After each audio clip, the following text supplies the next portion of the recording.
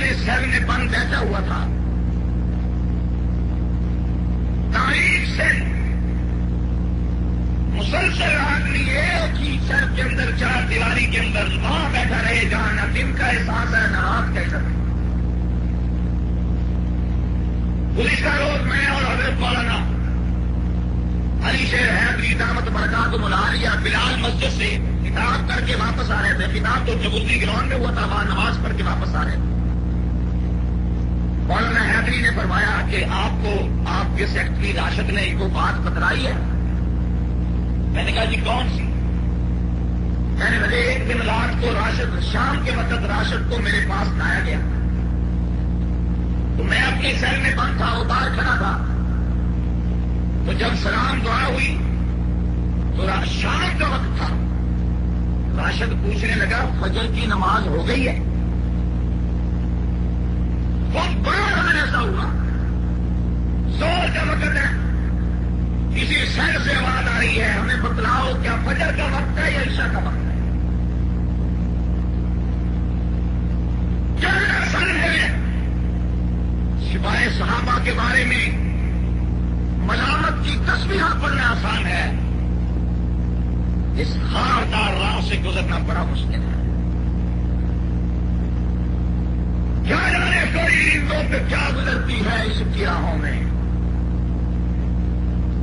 خدا کے لیے دست تعاون نہیں بڑھا سکتے تو زبان ملامت ہی روک لیجیے. حکومت خانے سوچ نہیں سکتے ہو, تشدد کے دن گزر گئے تو بھی ایک ایسے دن تھے اگر کہتی تھی, دماغ کہتا تھا, زبان پکارتی تھی خدایا ہمیں موت دے دے تاکہ اس مصیبت سے جان چھوٹ جائے. موت کیوں نہیں جاتے ہم, جتنی اور تکلیف برداشت کریں گے. پھر وہ دن آئے کہ انہوں نے ایسا ڈالا کہ ان چار دیواری سیلوں سے باہر ہی نہیں نکالتے. خدا کی قسم کھا کے کہتا ہوں, ایک دن ایک نوجوان بول ہی پڑا. اس نے کہا ظالموں ہمیں باہر نکالو, چاہے مارنے کے لیے نکالو, ہمارا دم گھٹ رہا ہے, ہماری جان نکل رہی ہے. جدھر دیکھتے ہیں چار دیواری ہے, سناٹا ہے, خاموشی ہے, تاریخی ہے, کچھ بھی نہیں ہے. ہمیں باہر نکالو, باہر نکال کر بے شک تم ہمیں مارو, کم از کم ہمیں مارنے والے چہرے تو نظر آئیں گے, مارنے والے ہاتھ تو نظر آئیں گے, تمہاری آواز تو سنائی دے گی.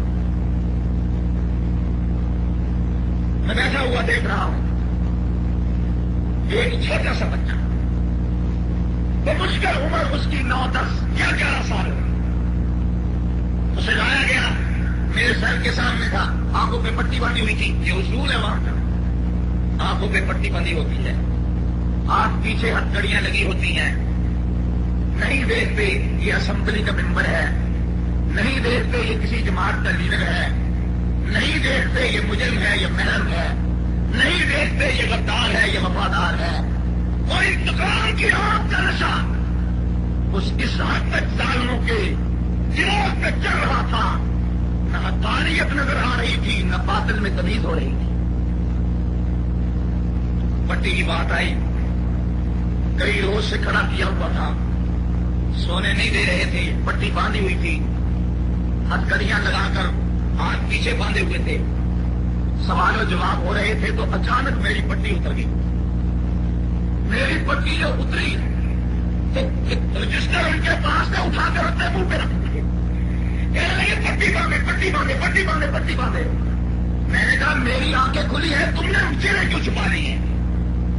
پٹی باندھے. میں نے کہا میرے ہاتھ بندھے ہوئے, میں کیسے باندھ سکتا ہوں, تم اٹھ کے باندھو. اب ان کے لیے بڑی مشکل تھی کہ جو اٹھ کے باندھے اسے چہرہ تو دکھانا پڑتا تھا. اب میں نے کہا تم چہرے کب تک چھپاؤ گے, تم کب تک چہرے چھپاؤ گے؟ خدا کی قسم وقت وہ آئے گا تم چہرے چھپا کر نکلو گے تو نقاب پر بھی ظالم کا لفظ لکھا ہوگا. اور ہم ان کار کوٹریوں سے باہر نکلیں گے تو ہمارے چہرے اس وقت بھی حق و صداقت کو بیان کرتے ہوئے پھولوں کی طرح مسکرا رہے ہوں گے. کیا آج وہ وقت آنے کے اس بچے کی آنکھ آنکھوں سے سنیے بچے کی آنکھوں سے پٹی اتاری. جب اس نے دیکھا پٹی اتر گئی تو وہ اور گھبرا گیا کہ اس کے سامنے کال کوٹری ہے, تاریخ سین ہے, یہ اسے دھکیل رہے ہیں, وہ جا نہیں رہا. کہنے لگا میں نہیں جاتا ہوں, میرا قصور کیا ہے, میں نے کون سا جرم کیا ہے, مجھے یہاں کیوں لائے ہو, کون سی جگہ ہے یہ؟ وہ کہنے لگے تو اندر جا کے تو میں نہیں جاتا ہوں بچے. جب کافی یہ سلسلہ چلا تو میں نے اندر سے آواز دی, میں نے کہا بیٹا شہر میں داخل ہو جاؤ, فکر کرنے کی ضرورت نہیں ہے, ہم بھی یہاں ہیں. تو فوراً سنبھلا, اس نے کہا یہ بتاؤ یہ آواز کس کی ہے؟ مجبوراً انہوں نے کہا یہ تمہارے جرنیل مولانا اعظم طارق کی آواز ہے. اس نے کہا وہ کہاں ہے؟ کہنے لگے یہ سامنے والی کوٹری میں. اس نے کہا مجھے نظر نہیں آتے, کیونکہ سلاخوں کے دروازے پر بھی باریک جالی چڑی ہوتی ہے, جوتیاں بھی باہر اتروا لیتے ہیں, اگر دوائی ملے وہ بھی باہر اتار لیتے ہیں, گلاس وہ بھی باہر اتروا لیتے ہیں, یا تن کے کپڑے ہوتے ہیں, یہ دو ٹاٹ ہوتے ہیں, یہی زندگی کا سما ہوتا ہے. میں نے کہا بیٹے کو میں تجھے نظر نہیں آ رہا, لیکن میں ہی تجھے کہہ رہا ہوں. اس نے ایک بات کہی, اس نے کہا قائد محترم اگر آپ کہہ رہے ہیں تو پھر پرواہ نہیں ہے, میں داخل ہو رہا ہوں, اب مجھے کسی بات کا خوف نہیں ہے. تو 20 روز تک بچہ حکومت کھولنے میں رہا ہے, صبح و شام ہو, دوپہر اور رات ہو, جب بھی اسے موقع ملتا ہے وہی نعرہ لگاتا تھا جو نعرہ 2000 فضاؤں میں لگاتا ہے.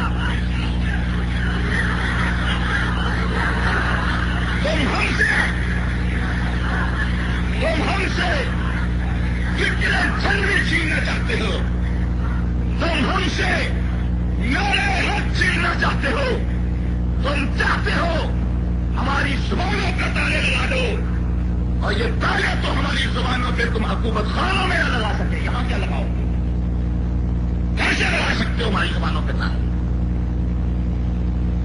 لوگ کہتے ہیں سپاہی صحابہ والے سودے بازی کر کے آئے, تسی دلال بنے سی نا, تمہیں پتا ہے کہ سودے بازی کرائیے. لاؤ وہ دستاویز جو تمہاری درمیان میں دلالی کی وجہ سے مرتب ہوئی تھی, سودے بازی. جب تک جیل سے باہر تھے موقف یہ تھا صدیق اکبر جب دشمن کافر ہے, باہر آئے ہیں, اعلان کرتا ہوں صدیق کی چوٹی کا دشمن بھی کافر ہے.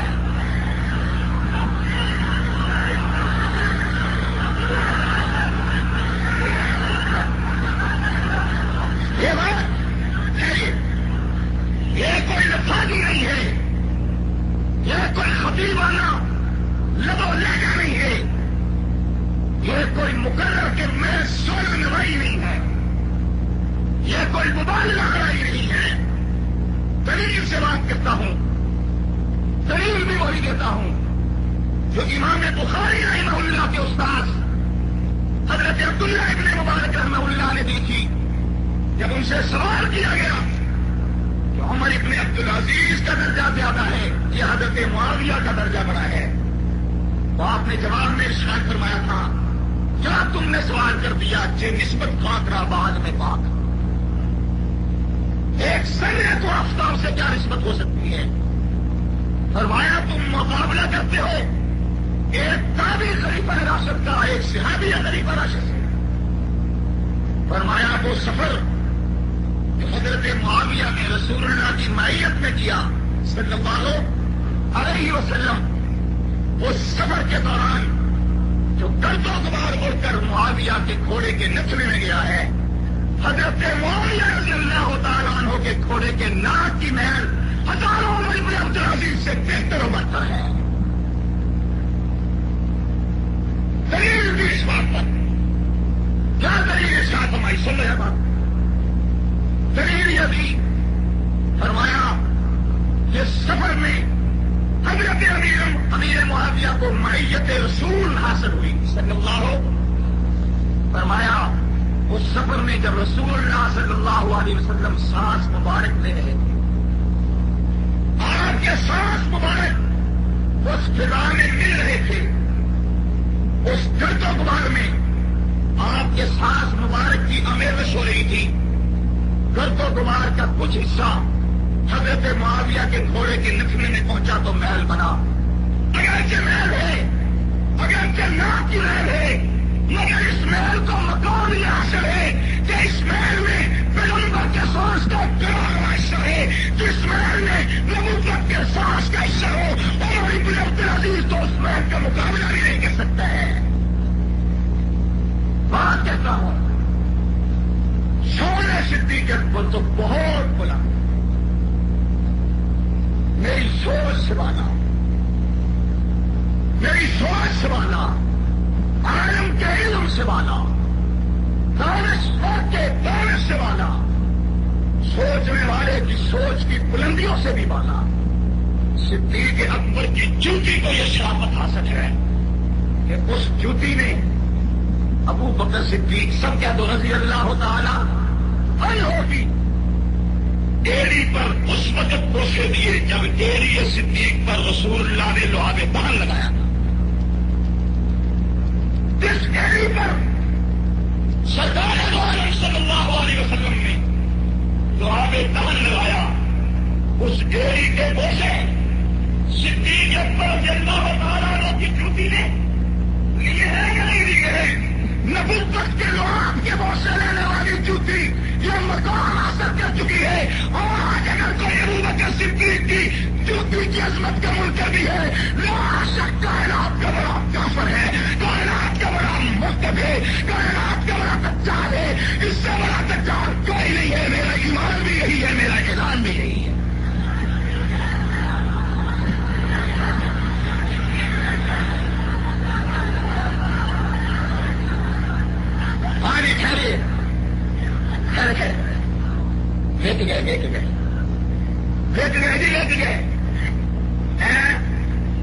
جو پہلے کہتے تھے دب گئے جی دب گئے، ہوں کہتے جی دیکھ گئے جی دیکھ گئے.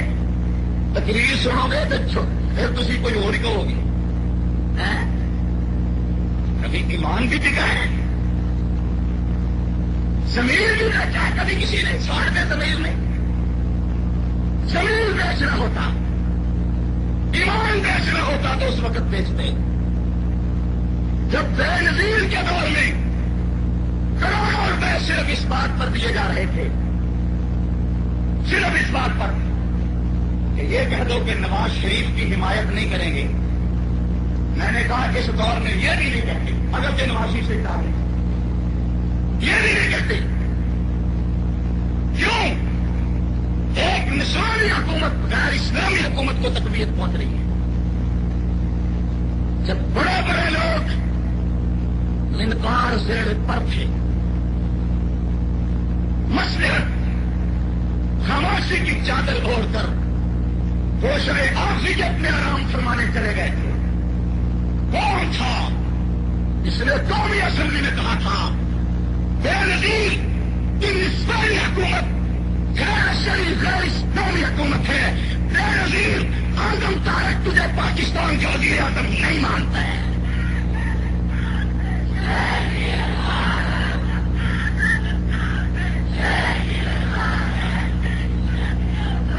بحمد اللہ تعالی، بحمد اللہ تعالی، بفضل اللہ تعالی، آپ کی دعاؤں کی وجہ سے ہم ذرے ناچیز ہیں، خطاؤں کے پتلے، لذت و معصیت شاید ہمارا شعار ہو، لیکن جب کبھی باطل کے ساتھ رن پڑا ہے، آپ کی دعاؤں سے دنیا نے دیکھا ہے، پھر ہم نے وہی کہا ہے جو آپ کے ضمیر کہتا ہے، جو آپ کا دین کہتا ہے.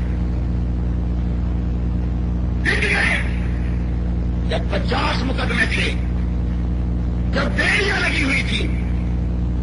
مجھے تو اس وقت گرفتار کیا ہمارے مہربانوں نے جب میں چل بھی نہیں سکتا تھا. میرے تو زخم بھی کھلے ہوئے تھے، 114 زخم تھے میرے وجود پر.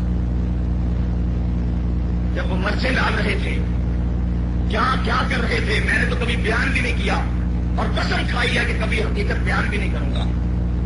اور میں نے فتنہ ہوتا اس وقت دکھتا. امی عائشہ کی عزت کے عنوان پر اگر سودے بازی کرنا ہوتی تو اس وقت کرتا.